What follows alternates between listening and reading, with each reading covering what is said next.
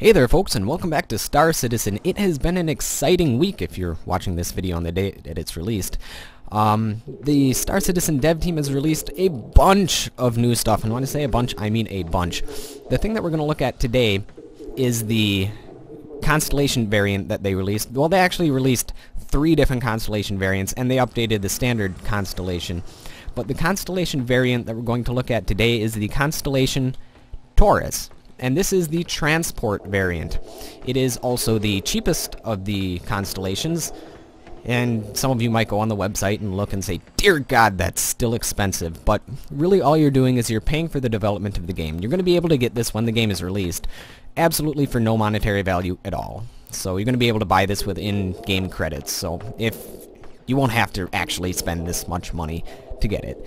All you're doing right now is paying for the development of the game. Ooh, those are some sexy looking engines back there. Anyhow, going back to what this is the Constellation Taurus, the transportation variant, or the transport variant of the constellations. And as such, it has 576 freight units of space, which compared to the other constellations, I think they have like 450 to 480 to 350 for the other constellation variants. Whereas the next variant of ship, you know, the Freelancer Max is a variant that's meant for transport as well. That one only has 280 freight units of space, so it's got twice as many freight units as the Freelancer Max. So it's got quite the load out for transporting stuff. I suppose I should mention the other variants that they released. The Constellation variant Andromeda is going to be your standard one. It has the P-52 Merlin, the 2 turrets. It's the one that's been in the game. They give it a redesign a little bit in the interior and on the outside, but it's essentially the same one that we've seen in-game for a while now. These are some nice looking engines. Anyhow. Ooh, a button. Let's press it. Well, maybe we won't press it, but I'm sure it'll work eventually. The other variant is the Aquila, or Aquila. It's the exploration variant. It has 1 turret just like this. This exploration, or the transport variant, and the Aquila, I'm just gonna say Aquila, has 1 turret. The Phoenix, which is it's like the luxury ship slash, I don't know, privateer. It has 2 turrets as well, and it also has a rover and a fighter in it. So it has not only a fighter, it has a rover as well. And that one is going to be pricey if you want to get that one. So, yeah. Back to the Aquila, or Aquila, however you want to pronounce it. It's the exploration variant. It's pretty similar to this. It has a different design canopy. Actually, let's get in this thing to show you what it looks like. Yep, let's pop up here. Alright. And here we are, we're on the bridge of the ship. Or at least this is the bridge of the ship. This particular ship can hold 576 freight units. The Caterpillar, on the other hand, which is another transport ship, it dwarfs it. It has 3,200 freight units of space. But this is still going to be a nice, cost-effective ship because it only has a 4-man crew, whereas the Caterpillar, I believe, has a minimum of 5. And also it's not as well armed. So here we can get in the chair, or at least turn it around. I don't know if we can actually get in it. Nope, yeah we can. And we can give ourselves a view out of here. Got a nice captain's chair. Decent visibility. I mean, for a capital ship, well, it's not a capital ship. It's a small freighter, or medium-sized freighter, I should say. And speaking of the size, it is 55.4 meters in length. It is 26.6 meters in width and 13.4 meters in height. So it's a decent sized ship in all things considered. And it is the lightest of the Constellation variants at 80,000 kilos. And it has a power plant, or a max power plant size of 6. So it's decent sized power plant, and it has 4 TR5 thrusters, or the max size is a TR5 thruster. I don't believe it actually comes with TR5 thrusters to begin with, but it also has 8 maneuvering thrusters. Here's a little fold down table. Sweet, we can even sit in it. So if you want to chill with your crew, you can sit down here. Oh, can I get out? Yep, there we go.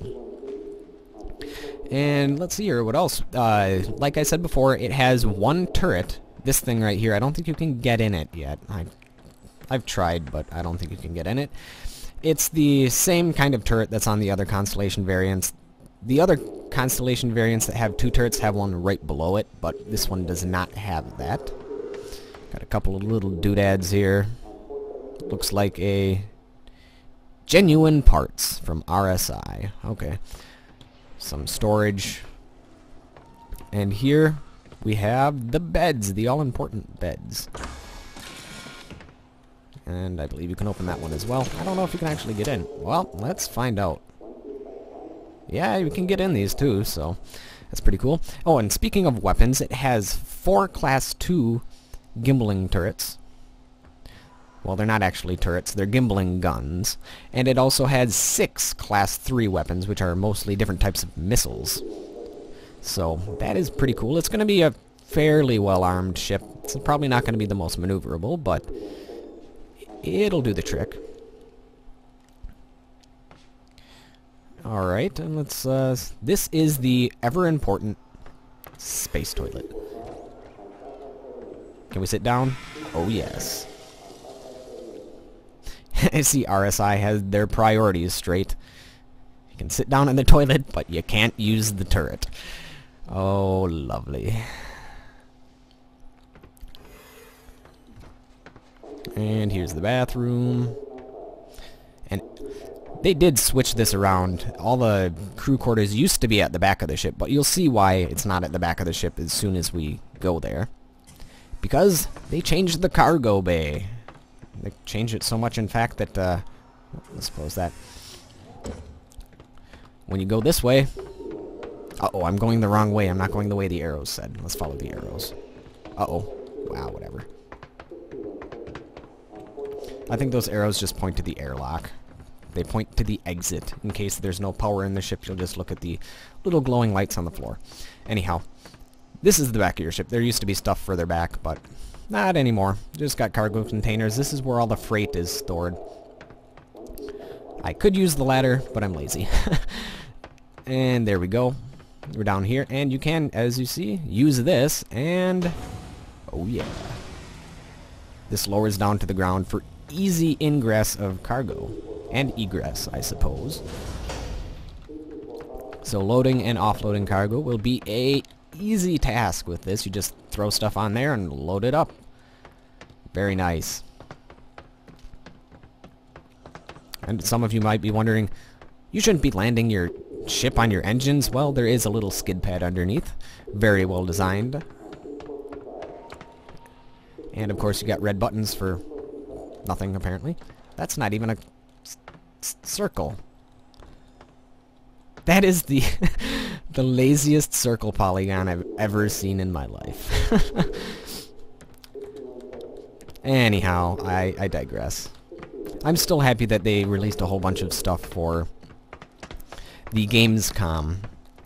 And maybe we'll take a look at a couple of the other variants in the future, but this is the RSI Constellation Taurus variant. Thank you folks for watching. I will see you guys next time.